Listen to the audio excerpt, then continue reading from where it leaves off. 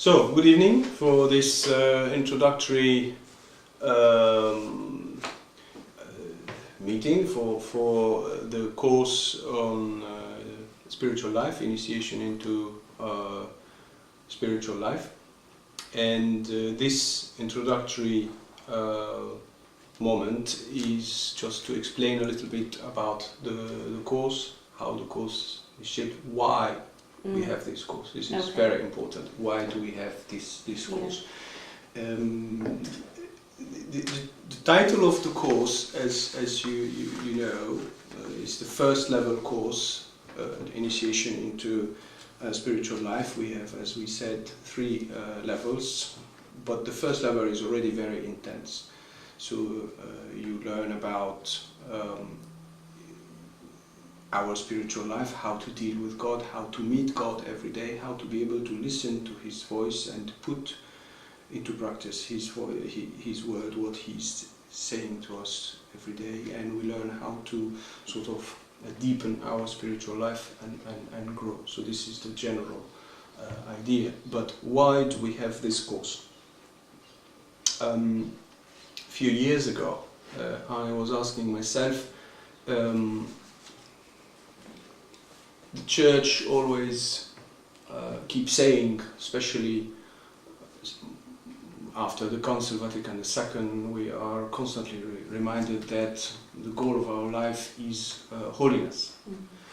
Holiness, the call of holiness to everybody, reminding us that this is the core of the Gospel.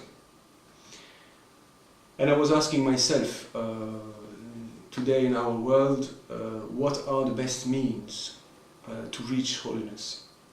What is needed to reach holiness? So you have many answers. You have people who will say, well, it's obvious, it's you have the sacraments, baptism, confirmation, and then Eucharist, the daily, weekly rhythm. You have the Eucharist and the confession. So these are enough, would be enough to help us reach our goal. Okay, you have the catechesis, the education for adults, Christian adults, not just what we receive at school. You have retreats. You can go to a retreat, and retreats are very strong. I mean, there's very important moments. When I say retreat, I mean not only the small form of the retreat, the 1 or 2 days, like a weekend, a long weekend, but I mean the retreat like 5, 6, 7 days of silence, and at this moment something very strong happens, and we are invited to have it at least once a year, because it's a very good moment to sort of recap the whole year and then restart it fresh. We have many means as well. You can become a monk or a nun and say, well, this is the way to reach holiness, this is the way I want to fulfill my life. Why not? There's nothing wrong with that. This is why we have this call. At a certain point in our life we can feel this call. I want to become a monk because I want to search God, I want to find God, and I want to give all my life for God. So it is a Christian life, but it's sort of like accelerated or intensified Christian life. So this could be a possibility. You can belong to a movement in the Church. Many movements. We are blessed by tons of movements before Vatican II, after Vatican II, all sorts of means. So I was thinking, these are all the means. Yes, it is true. And thank God, at that time, when I was asking myself, sort of 95, 98, more 95, 96, sorry, I was asking myself, well, I see in front of me, even some religious people are struggling in their spiritual life. And I used to give the monthly retreat. It is called retreat, but it's 1 day. So it's a whole day that religious people are invited every month by law, if you want, church law, to give that day for God only. So they stop working at all, they don't do anything, and it's just like going into the desert, just 1 day. So every month. So I used to give sort of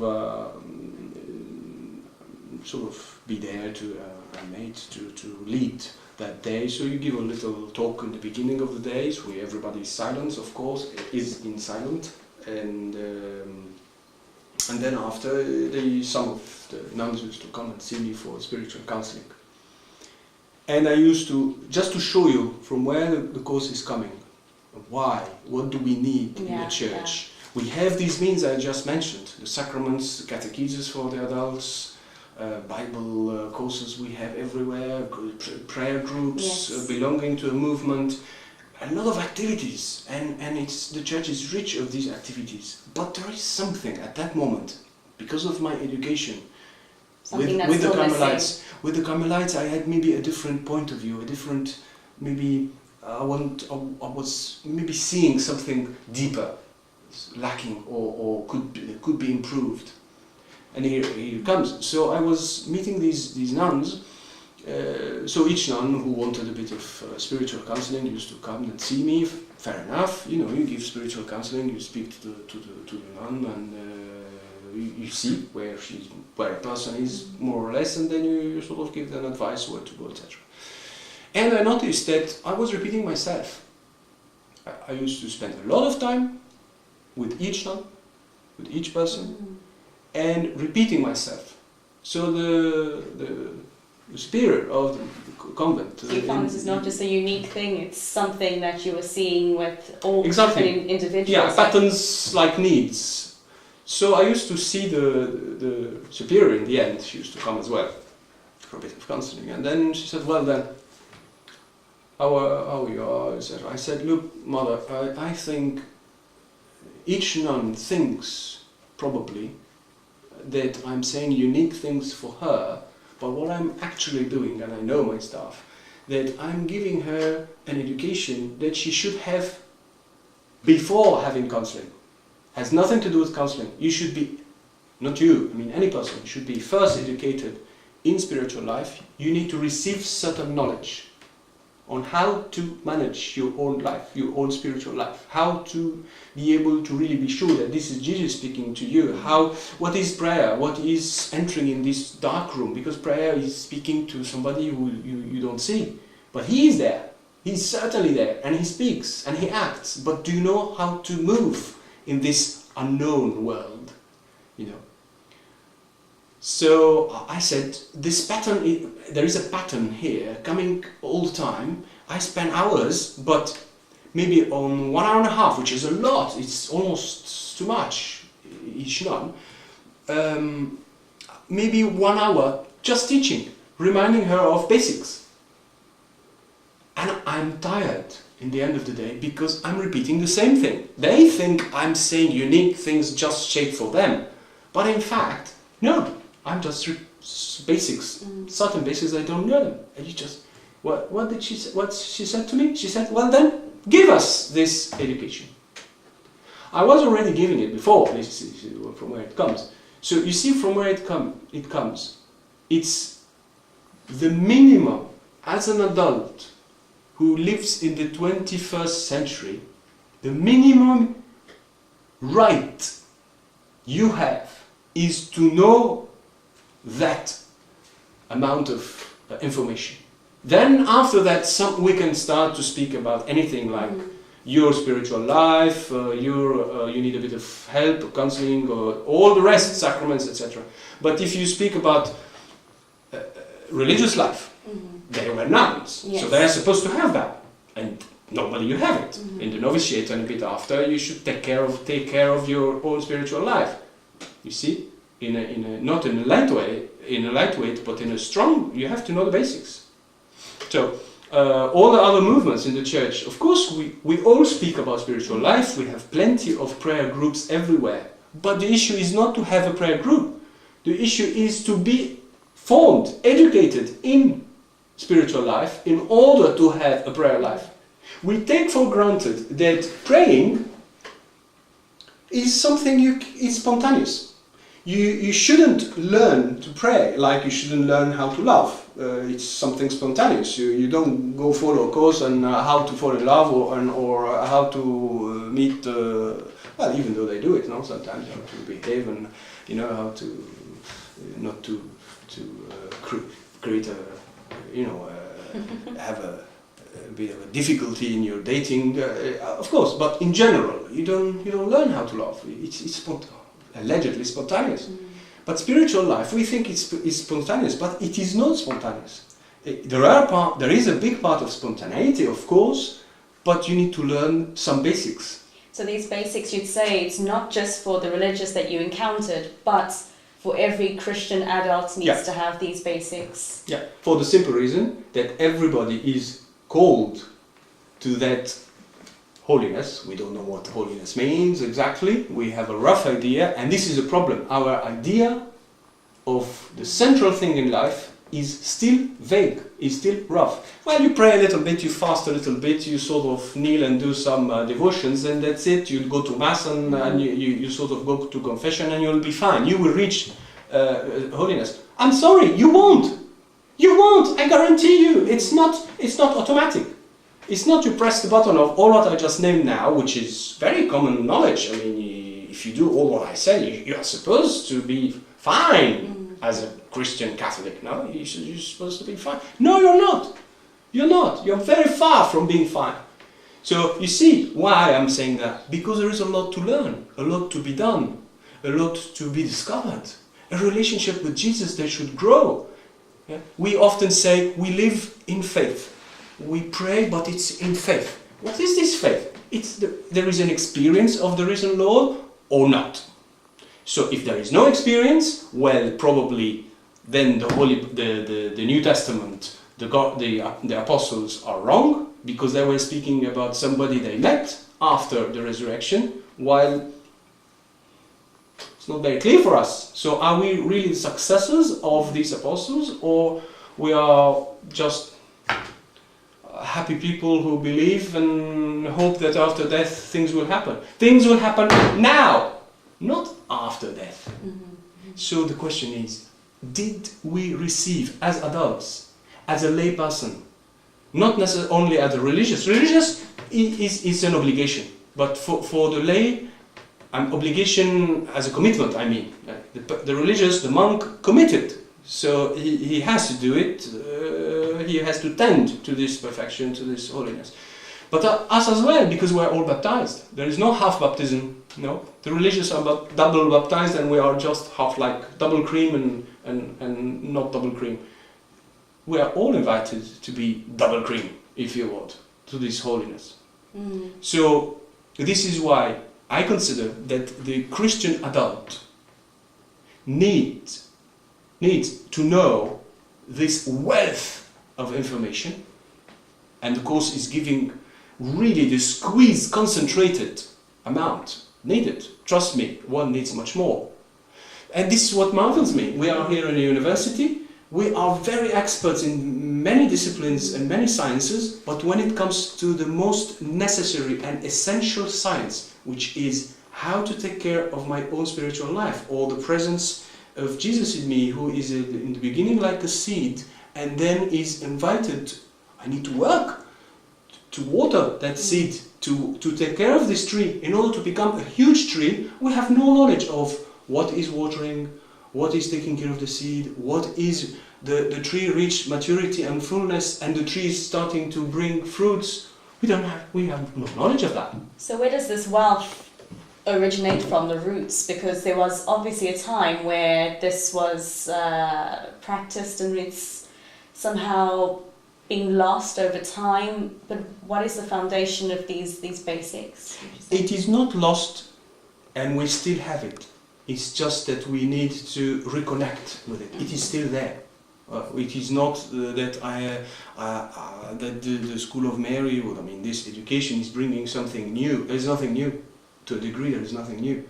But it's a wealth that we accumulated, that comes first from Jesus himself, the Gospel, the Apostles, and all the saints and doctors of the Church, and especially the ones who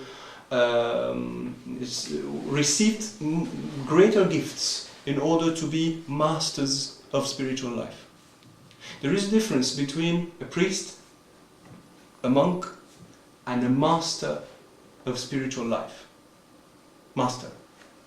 The master in spiritual life has three qualities combined together, like a rope composed from 3 threads, 3 strings. Then you compose the rope with these 3 together. In order to be a master in spiritual life, you need the experience of God. Experience. You have to dive, not just to speak like a theologian today would speak about the pool, but never went into the pool and doesn't know what it means to swim. So the experience of God. But experience is not enough to be a master. You have to have the knowledge and understanding and the science. So understanding, experiencing with understanding. It's a gift as well. On top of your daily work of science, of understanding spiritual theology, it's a big section in theology called spiritual theology. This is the branch. So science and understanding. Then the third is discernment and transmission. Capacity to transmit what you received. It's not just because I know and that I have an experience that no, I have to become a disciple first. The third thing is discipleship. You have to be a disciple, you have to have another master before you who is conveying the discernment.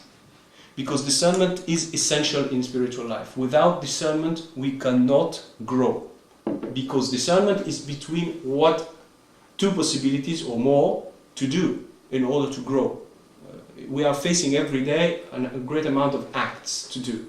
So discernment is to choose between this act or that act. It's not only moral theology, discernment. Discernment goes much deeper, much deeper.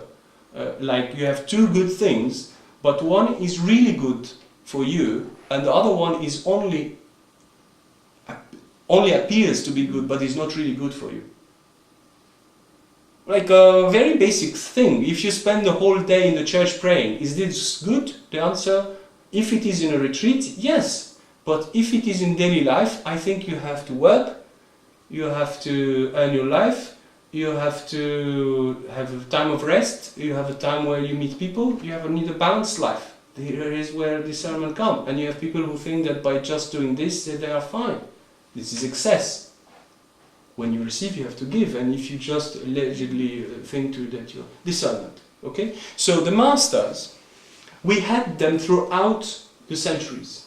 Throughout the centuries, from the beginning. The first masters are the apostles, but then you have people who are, like for instance, I give you an example, when you have a holy man like Saint John Cassian, who is from the south of France, a man from south of France who went to travel to Egypt in the early centuries, like 4th century on, and he went in Egypt in order to become a disciple of these elders, these masters of spiritual life, the monks in the desert.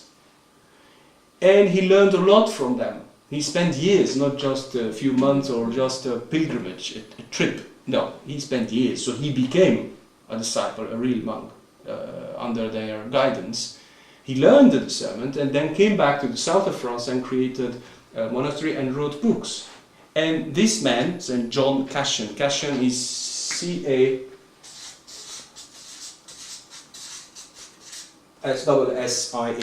I hope I'm not wrong in the English spelling. So he wrote books, founded a monastery in the south of France. He's considered a saint there, but sometimes we don't know that he's a saint. But he's a saint in the church of Marseille, in the south of France.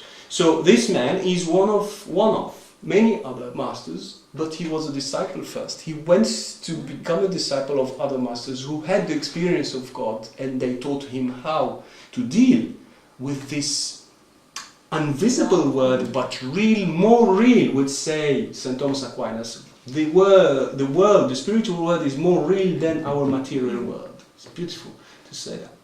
This is more real than our world. Okay, so discernment. So we had throughout the centuries, just an example, Saint John Cassian.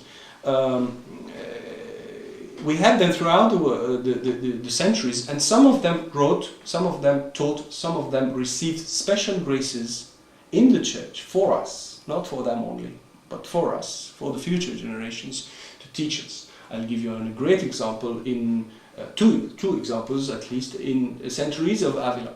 Saint Teresa of Avila is a nun. She didn't go to university, but she had a lot of personal tuition, one-to-one tuition from priests and great theologians who knew about these things. And she had a very strong spiritual life. She learned discernment, and she became, when it went on, and she became a real master in spiritual life. And she wrote many books because her confessor said, well, you should write. There is something here. God is giving you things. He's giving you not only the experience, but a bit of guidance here, and we need that guidance for the future generations and for your own nuns. And what she wrote is useful for us, who we are not monks or nuns. We live in a normal life, but what she wrote is very useful for us. She is a master. Saint John of the Cross, same thing. For more centuries ago, he's Spanish as well, with Saint Teresa of Avila.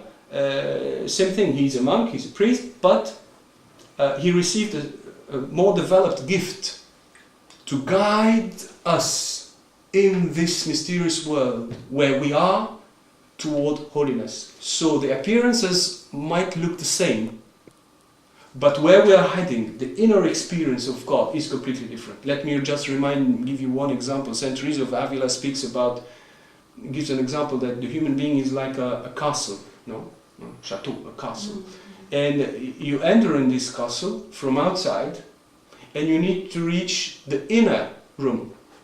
So there is a journey, if you want. You have this sort of inner room in the middle, and then you have different areas in the castle. So we have, this is the seventh step, if you want, and it is the room of Jesus, where the union with Jesus, a greater, a fuller union with Jesus would happen. And then you have different steps before reaching that. And then you have the second, the third, and then the first. So she describes the journey from where you are, where we are, how to reach the union, a fuller union with Jesus. Doesn't mean that there is no union before, but this is a fuller union. To the point that she says that what is believed, like the creed we believe. I believe in the Father, the Son, the Holy Spirit, the Church, the baptism, the forgiveness, etc. So this is the creed. She said what you believe here, in this room, you see it. But some people would say, Saint Teresa, she was given special gifts, she's a saint, wouldn't it be easier for her to reach that seventh, but an ordinary person in the world, isn't it quite maybe impossible, some would say? This is what many people would say. Well, these are born saints, they are like meteorites. Mm. We don't know from where they come, where they go. Well, it's good for them, but for us, mysticism, spirituality, all these things, is not for us. We are just supposed to, like, the soldier in the army, just to go do this and that, and this is our life. This is an easy but lazy answer, because if you ask her, you're asking me the question? Yes. Well, I say ask her, and you will find that her reply is, no, my dear, this is for all of us, because this is the gift of Jesus to all of us. He didn't die for me, Teresa, fully, and a quarter only for you. He died totally himself for you. When you were baptized totally in him, and him totally in you. What he realized on the cross is to bring you, me, all of us, from where we were to where he is. This is what he is realizing on the cross. It's a big crossing, a big bridge he's building between where we are, the darkness, where he is. So the cross is the foundation of baptism. Baptism is bringing us from where we are to where he is. But baptism is a seed. And this is the main problem. That we don't consider baptism as a seed. We consider baptism as the final answer to everything. While baptism is the beginning where all the DNA is condensed. But it has to unfold like a flower, like a tree. So the little seed has everything, all the information in it. Baptism has everything in it. We are not inventing something new when we speak about spiritual life. We are just saying that this seed will open. If you take care of the seed, it will develop and become a big tree. He didn't say you won't have a big tree, you will just remain like a little seed, you as well. But Teresa, no, I will give her a big tree. No, he gave you and me everything. He didn't say I'll die a little bit for you, but more for Teresa because I love Teresa. It's wrong. It's not according to our faith. We believe that he loves each one of us in a unique and total way, not halfway. When St. Paul looks at Jesus on the cross, I mean, he sort of visualized him. He says, he loved me and died for me. He didn't say for us. He said for me. So, and they are showing us the way.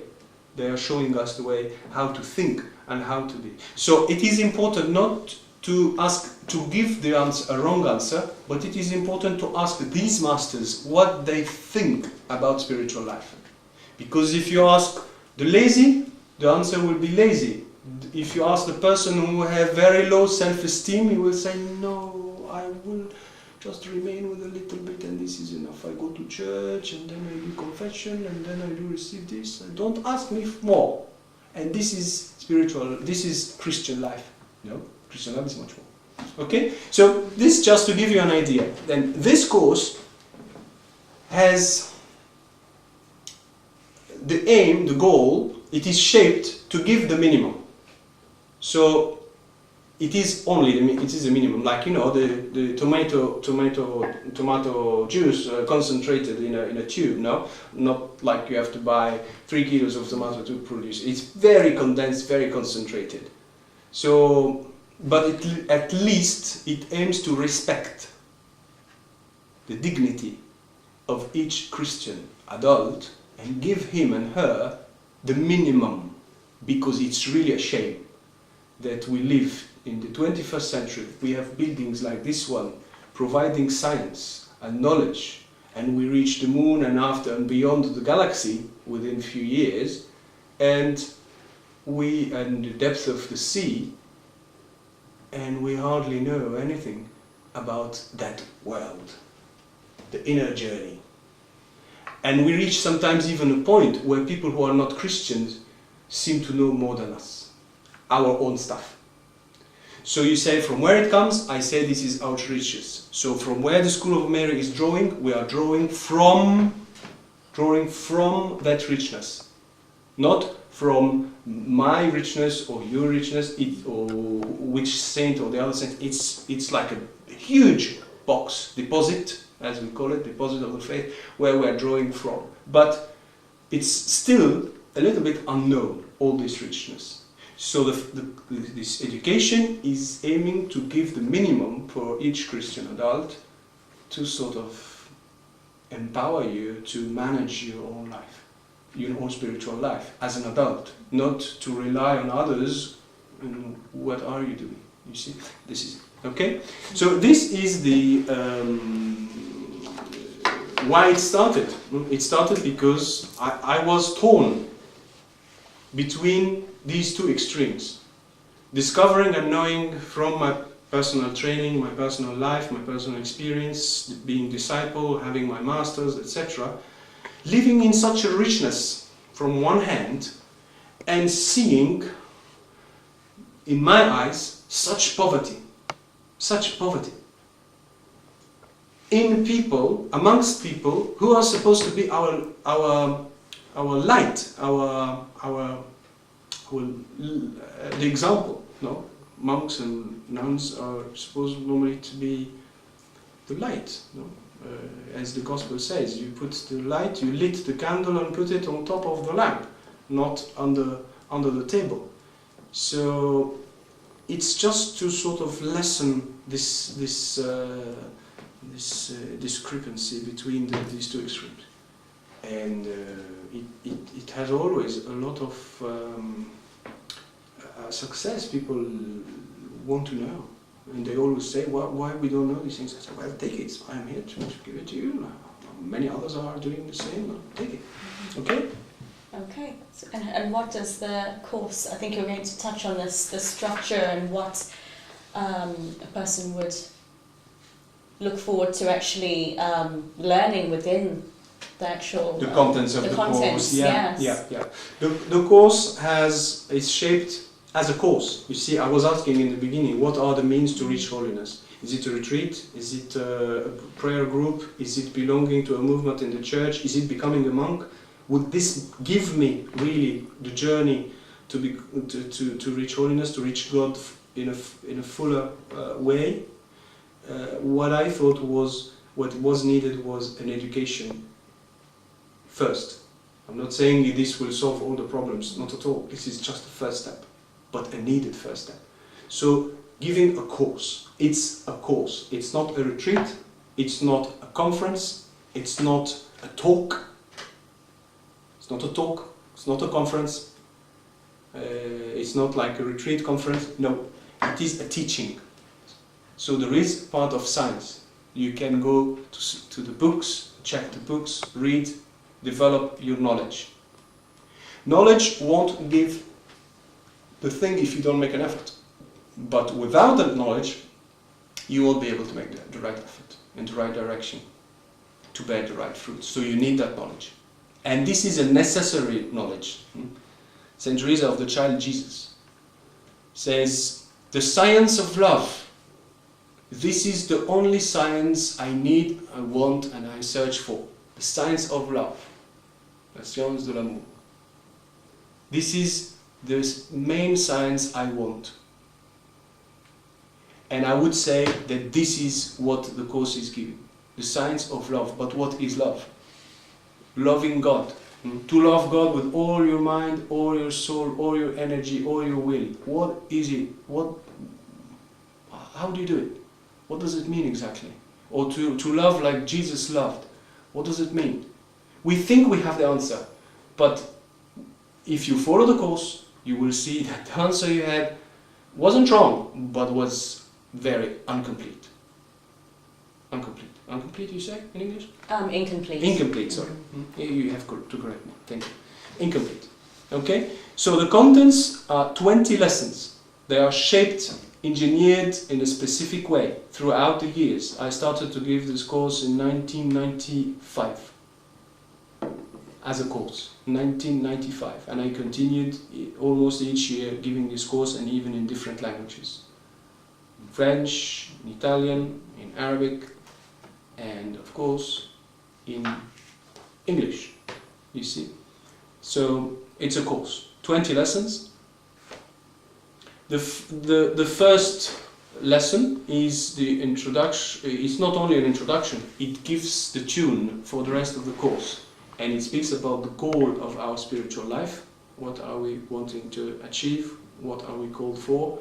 So it really sets the foundations for the course, and these foundations should remain for the rest of the course. The second lesson is the place and role and function of Our Lady in our spiritual life, and it goes on.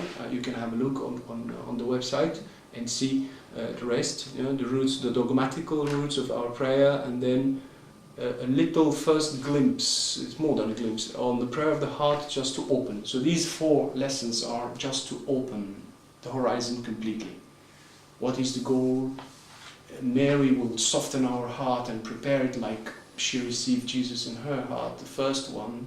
She's the good earth, she shows the way, and she gives us the capacity. The dogmatical, the relationship between what we believe and prayer, this will sort of link things. We believe in Trinity, but practically what does it mean? We believe in the Incarnation, practically in our prayer, what difference it makes, etc. So this is the third lesson. The fourth lesson is on the prayer of the heart, just to know how to enter, like what the priest says in the church. No? Lift up your hearts. Lift up your hearts. What does it mean? In order to enter in spiritual life, we need to lift up our hearts. We need to learn how to do it. So it's a first glimpse. And then you have the Lectio divina, how to listen to Jesus every day and to put into practice His word. General rules and laws of spiritual life. and then the prayer of the heart itself. And we have more than the third of the course is on the prayer of the heart, which is the extension of the last communion we received. The last communion we received. So this is the beginning. These are the foundations. How can I manage? How can I go to Mass with the greater fruits? Because Lectio Divina is like the first part of the Mass, the table of the Word of God. And the prayer of the heart is like the extension of the second part of the Mass, which is I received communion, but am I really developing that gift? Am I allowing the presence of Jesus to blossom and give all its energy to me? So it's just the foundations. Of course, you have other courses that help and complement this first level course, and then you have the second level and third level. That's it. Okay? Okay, thank you. Thank you. Thank you.